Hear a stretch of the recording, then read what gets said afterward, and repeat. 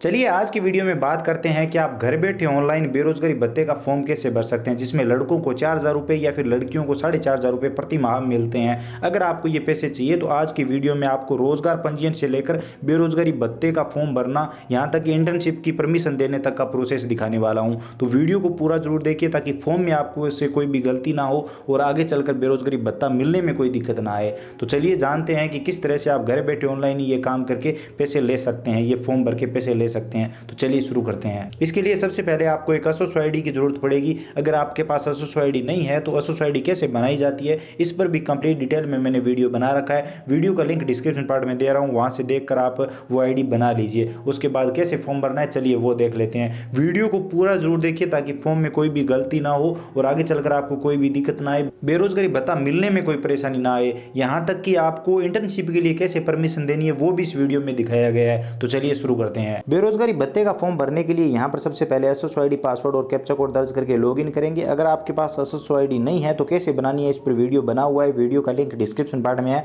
आप देखकर एसोसो आईडी बना लीजिए और लॉगिन कर लीजिए। लॉगिन करने के बाद यहाँ पर आपको काफ़ी सारे एप्लीकेशन दिखाई देंगे, जिसमें यहाँ पर ये एम्प्लॉयमेंट वाला जो ऑप्शन है इस ऑप्शन पर आप क्लिक करेंगे। रोजगार पंजीयन से लेकर फॉर्म भरने तक का कंप्लीट प्रोसेस दिखाऊंगा, तो वीडियो को पूरा जरूर देखिए ताकि फॉर्म में कोई भी गलती ना हो और आपको आपका बेरोजगारी भत्ता मिल सके।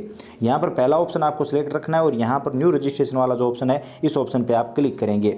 आप सबसे पहले टाइटल चुनेंगे, जिसमें यहाँ पर अगर लड़का है तो मिस्टर जो अविवाहित तो, अगर अविवाहित लड़की है तो आप मिस सेलेक्ट कर सकते हैं, विवाहित महिला है तो आप मिसिज यहाँ पर सिलेक्ट कर सकते हैं, डॉक्टर भी सिलेक्ट कर सकते हैं। तो आप अपने हिसाब से यहाँ पर टाइटल सिलेक्ट कर लीजिए कि आप किसका फॉर्म भर रहे हैं, तो उस हिसाब से यहाँ पर टाइटल आ जाएगा। उसके बाद यहाँ पर आप फर्स्ट नेम, मिडिल नेम और लास्ट नेम दर्ज करेंगे। अगर सिंगल नेम है तो वो आप फर्स्ट नेम में ही दर्ज कर देंगे और मिडिल नेम और लास्ट नेम को खाली छोड़ देंगे। अगर है तो आप तीनों यहाँ पर आप दर्ज कर सकते हैं, तो आप अपने हिसाब से देख लीजिए। यहाँ पर पिता का नाम दर्ज करेंगे, उसके बाद यहाँ पर डेट ऑफ बर्थ क्या है 10वीं की मार्कशीट में वो भरेंगे। यहाँ पर आप जेंडर सेलेक्ट कर लेंगे।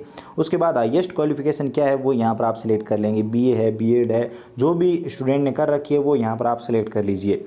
उसके बाद यहाँ पर अगर विकलांग है तो आप यस कर सकते हो और कैटेगरी भी बताएंगे, नहीं तो नो करेंगे। उसके बाद माइनॉरिटी में आते हैं तो यस करेंगे और वो कैटेगरी भी बताएंगे, नहीं तो यहाँ पर आप धर्म सेलेक्ट कर लेंगे। उसके बाद यहाँ पर आप कास्ट कैटेगरी सेलेक्ट करेंगे, ओबीसी, जनरल, एससी, एसटी जो भी है वो सिलेक्ट कर लीजिए। उसके बाद ईमेल आईडी दर्ज कर दीजिए और उसके बाद यहाँ पर आधार नंबर दर्ज कर दीजिए। उसके बाद यहाँ पर एम्प्लॉयमेंट स्टेटस चुन लेना है, तो आप बेरोजगार हो तो यहाँ पर आपको अनएम्प्लॉयड सिलेक्ट करना है, ये वाला ऑप्शन आपको सिलेक्ट कर लेना है, ध्यान से देख लीजिए। उसके बाद यहाँ पर आपको यूआईडी टाइप चुनना है, आप कौन सा डॉक्यूमेंट यहाँ पर देना चाहते हो। तो यहाँ पर पासपोर्ट का ऑप्शन है, ड्राइविंग लाइसेंस का ऑप्शन है, वोटर आईडी कार्ड का ऑप्शन है, पैन कार्ड का है, नरेगा जॉब कार्ड का है, श्रमिक कार्ड का भी ऑप्शन है और यहाँ पर राशन कार्ड का भी ऑप्शन है। तो आप इनमें से जो भी डॉक्यूमेंट देना चाहते हो, आपके पास जो भी उपलब्ध है वो सिलेक्ट कर लीजिए और उस डॉक्यूमेंट के आपके नंबर भी दर्ज करने होंगे। तो अगर पैन कार्ड है तो आप पैन कार्ड वाला ऑप्शन सेलेक्ट कर सकते हैं, या फिर ज़्यादातर लोग राशन कार्ड वाला ऑप्शन सेलेक्ट करते हैं, तो आप ये ऑप्शन सेलेक्ट कर लीजिए और आप अपनी राशन कार्ड नंबर यहाँ पर आगे दर्ज कर दीजिए इसमें यहाँ पर। उसके बाद एड्रेस में आप रेजिडेंशियल सेलेक्ट कर लेंगे, कॉमर्शियल है तो वो भी सिलेक्ट कर सकते हैं। उसके बाद यहाँ पर आप अपने ज़िले का चुनाव कर लेंगे। चलिए मैं यहाँ पर ज़िला सेलेक्ट कर लेता हूँ, ये आ गया यहाँ हमारा ज़िला। उसके बाद यहाँ पर आपकी तहसील कौन सी है वो यहाँ पर आप सेलेक्ट कर लीजिए। उसके बाद ये डिटेल आ जाएगी और यहाँ पर आप एरिया रूरल है, अर्बन है वो सिलेक्ट कर लेंगे। उसके बाद आपका ज़िला कौन सा है वो दोबारा से यहाँ पर सिलेक्ट कर लेंगे। उसके बाद यहाँ पर आपकी तहसील कौन सी है वो सिलेक्ट कर लीजिए। उसके बाद यहाँ पर आपका गाँव कौन सा है वो यहाँ पर आप सिलेक्ट कर लीजिए, तो वो हम यहाँ पर सिलेक्ट कर लेते हैं। तो चलिए ये उदाहरण के लिए मैं कोई भी गांव सेलेक्ट कर ले रहा हूं, आप अपने हिसाब से सही गांव यहां पर सेलेक्ट करें।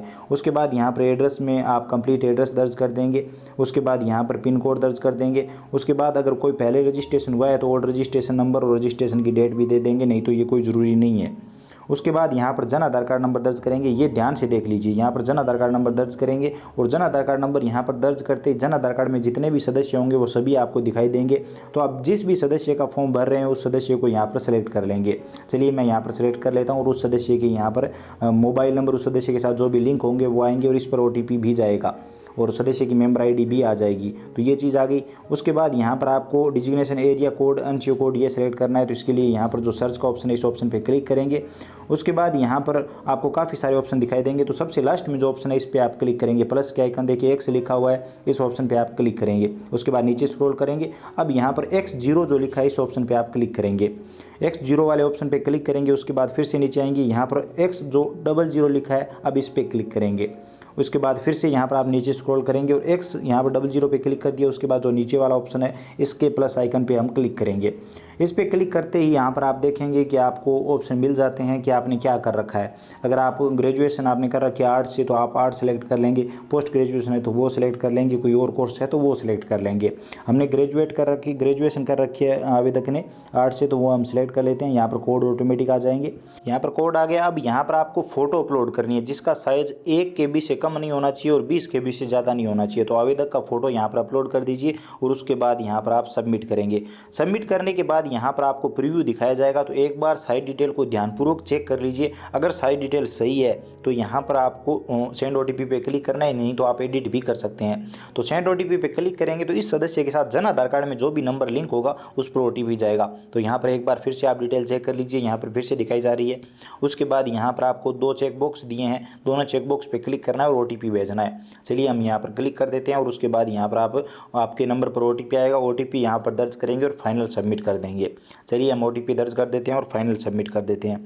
जैसे यहाँ पर आप OTP दर्ज करके फाइनल सबमिट कर देंगे आपका रोजगार पंजीयन हो जाएगा। आप लॉग आउट हो जाते हो तो दोबारा से यहाँ पर ID पासवर्ड दर्ज करके कैप्चा कोड दर्ज करके और यहाँ पर लॉगिन कर लीजिए। चलिए मैं ID लॉगिन कर लेता हूँ और यहाँ पर क्लिक करेंगे तो इस बार आपको यहाँ पर कंप्लीट प्रोफाइल दिखाई देगी। आपका कंप्लीट रोजगार पंजीयन हो चुका है। इस ऑप्शन पे क्लिक करेंगे। अनएम्प्लॉयमेंट अनाउंस रिक्वेस्ट का जो ऑप्शन है इस ऑप्शन पे क्लिक करेंगे बेरोजगारी भत्ते का फॉर्म भरने के लिए। उसके बाद चेकबॉक्स पे क्लिक करेंगे, यहाँ पर कंटिन्यू पे क्लिक करेंगे। अब कंटिन्यू पे क्लिक करते हैं यहाँ पर देखिए एक ऑप्शन है आपको ऐड न्यू का। इस ऑप्शन पे आप क्लिक करके बेरोजगारी भत्ते का फॉर्म भरेंगे। तो इस ऑप्शन पे आप क्लिक करेंगे। अब यहाँ पर आवेदक की आपको डिटेल दिखाई देगी जिसमें यहाँ पर पूछा जा रहा है कि आपको 2007 और 2009 में बेरोजगारी भत्ते की जो अक्ष कुशल योजना और बेरोजगारी भत्ता योजना थी उसका लाभ मिला है। तो यहाँ पर आपको नो रखना, यस कर देते हो तो शायद इसका लाभ नहीं मिलेगा। आपने राजस्थान यूनिवर्सिटी से की है ग्रेजुएशन तो यस रखेंगे। उसके बाद यहाँ पर राजस्थान यूनिवर्सिटी का नाम देंगे, कौन सी यूनिवर्सिटी से की है। तो हमने MGSU से की है तो MGSU दे देते हैं। यहाँ पर SBI को आप सिलेक्ट रखेंगे क्योंकि SBI की ही बैंक डायरी इसमें वैलिड है। उसके बाद ब्रांच का नाम यानी आपका खाता कहाँ पर है तो उस बैंक ब्रांच का नाम यहाँ पर आप लिख देंगे। उसके बाद IFSC कोड आपको बैंक डायरी में मिल जाएंगे, वहाँ से देखकर यहाँ पर सही तरीके से IFSC कोड दर्ज कर दीजिए क्योंकि इसी खाते में आपको बेरोजगारी भत्ता मिलने वाला है। तो वो ध्यानपूर्वक चेक करके सही से दर्ज कर दीजिए। यहाँ पर अकाउंट नंबर सही से दर्ज कर दीजिए। उसके बाद अगर विकलांग है तो आप बता सकते हो, नहीं तो नो करेंगे। मैरिड है तो यहाँ पर मैरिड करके पति या पत्नी का नाम दे सकते हो, नहीं तो आप यहाँ पर सिंगल कर देंगे। और यहाँ पर चेक एलिजिबिलिटी स्टेटस का जो ऑप्शन है, चेक एलिजिबिलिटी फॉर कंटिन्यू का जो ऑप्शन है इस पर क्लिक करेंगे। अब यहाँ पर आधार नंबर ऑटोमेटिक आ जाते हैं। तो यहाँ पर आपको सेंड OTP पे क्लिक करना है। आधार कार्ड में जो भी मोबाइल नंबर लिंक होगा उस पर OTP जाएगा। तो यहाँ पर OTP चला गया है, ओके करेंगे। OTP यहाँ पर दर्ज करेंगे और वेरीफाई करेंगे। OTP वेरीफाई करते यहाँ पर आपको बाकी डॉक्यूमेंट अपलोड करने होंगे। तो यहाँ पर क्या क्या डॉक्यूमेंट अपलोड करने की ज़रूरत है चलिए मैं आपको फटाफट बता देता हूँ। तो यहाँ पर सबसे पहले आपको मूल निवास अपलोड करना है जिसमें यहाँ पर आपको मूल निवास के टोकन नंबर लिख देने हैं। यहाँ पर इशू डेट आपको लिख देनी है, मूल निवास पर मिल जाएगी। साइज़ आपको 100 KB से 150 KB तक का रखना है और यहाँ पर आपको चूज़ फाइल पे क्लिक करके PDF अपलोड कर देनी है। इसी तरीके से BA की या फिर जो भी ग्रेजुएशन की मार्कशीट है उसके रोल नंबर दर्ज कर देने हैं, इशू डेट और यहाँ पर अपलोड कर देनी है। 10वीं की मार्कशीट अपलोड कर देनी है, रोल नंबर इशू डेट आपको मार्कशीट पर मिल जाएगी, देखकर यहाँ पर अपलोड कर दीजिए। अब अनेक्षर 1 ये आपको आपके फॉर्म में मिल जाएगा जो आपने बेरोजगारी भत्ते का ऑफलाइन फॉर्म तैयार करवाया है उस फॉर्म में ये आपको मिल जाएगा। तो उसमें जो भी नोटरी की सीरियल नंबर है वो दर्ज कर दीजिए, इशू डेट वो दर्ज लिख दीजिए और अपलोड कर दीजिए। बैंक खाता नंबर यहाँ पर लिख दीजिए, बैंक डायरी अपलोड करनी है SBI की, इशू डेट डायरी में मिल जाएगी, अपलोड कर दीजिए।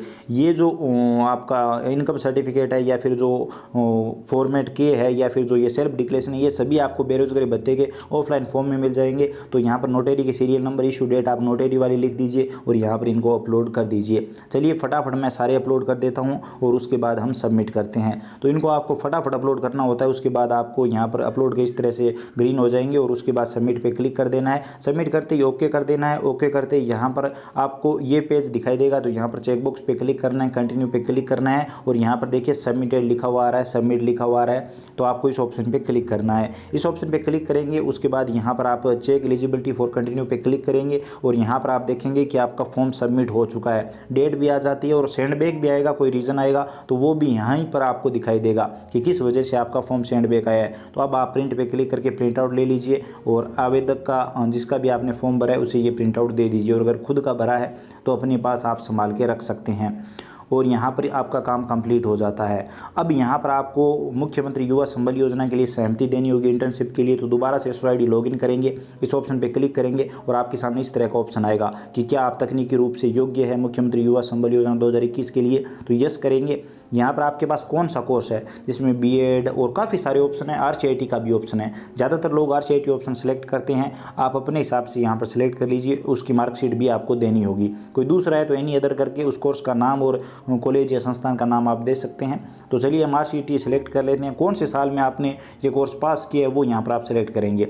उसके बाद कॉलेज या संस्थान का नाम दर्ज करेंगे। तो हम यहाँ पर VMOU यानी Vardhaman Mahavir open university select कर लेते हैं। मार्कशीट यहाँ पर अपलोड कर देंगे और उसके बाद हम इंटर्नशिप 4 घंटे की इंटर्नशिप के लिए रोजाना की यहाँ पर सहमति देते हैं। तो वो यस कर देंगे और उसके बाद एक्सेप्ट कर देंगे। तो इस तरह से फॉर्म फिलअप के बाद फाइनली आपका फॉर्म अप्रूव किया जाता है और अप्रूव होने के बाद आपको रोजगार कार्यालय से एक ज्वाइनिंग लेटर दिया जाता है इंटर्नशिप के लिए। और आपको बताया जाता है कि आपकी इंटर्नशिप स्कूल में होने वाली है, पंचायत में होने वाली है, आंगनबाड़ी में होने वाली है या फिर उप स्वास्थ्य केंद्र में, जो भी आपके नज़दीक रहता है वहाँ पर आपको इंटर्नशिप के लिए अलॉट किया जाता है, आपको ज्वाइनिंग दी जाती है। वहाँ पर आपको हर रोज़ 4 घंटे की इंटर्नशिप देनी होती है और उसके बाद महीने की लास्ट में आपको एक जो प्रमाण पत्र मिलता है, अटेंडेंस प्रमाण पत्र, जिसमें ये मेंशन होता है कि इस महीने आपने कितना काम किया है और वो आपको हर महीने अपलोड करना होता है इस पोर्टल पर, जिस पोर्टल पर हमने फॉर्म भरा है। उसका वीडियो भी आपको मिल जाएगा, अगर आप चाहते हैं तो कमेंट सेक्शन में बताइए। और उसी हिसाब से आपके खाते में हर महीने 4000 या फिर 4500 रुपये जमा होते रहते हैं। तो इस तरह से आप बेरोजगारी भत्ते का फॉर्म भर के हर महीने ये पैसे ले सकते हैं। उम्मीद करता हूँ आपको ये वीडियो पसंद आया होगा। वीडियो पसंद आया तो हमारी मेहनत के लिए लाइक ज़रूर करिए, अपने दोस्तों के साथ शेयर करिए। चैनल पर नए हो तो सब्सक्राइब करके बेल आइकन प्रेस कर लीजिए ताकि आने वाले सभी वीडियो और नई नई अपडेट आप सबसे पहले देख पाएँ। इसके अलावा अगर आपके मन में कोई भी सवाल या सुझाव है, आपको ये फॉर्म भरने में कोई दिक्कत आ रही है, तो आप बेझिझक कमेंट सेक्शन में लिखिए, हम जरूर बात करेंगे। चलिए मिलते हैं अगले वीडियो में नई अपडेट के साथ।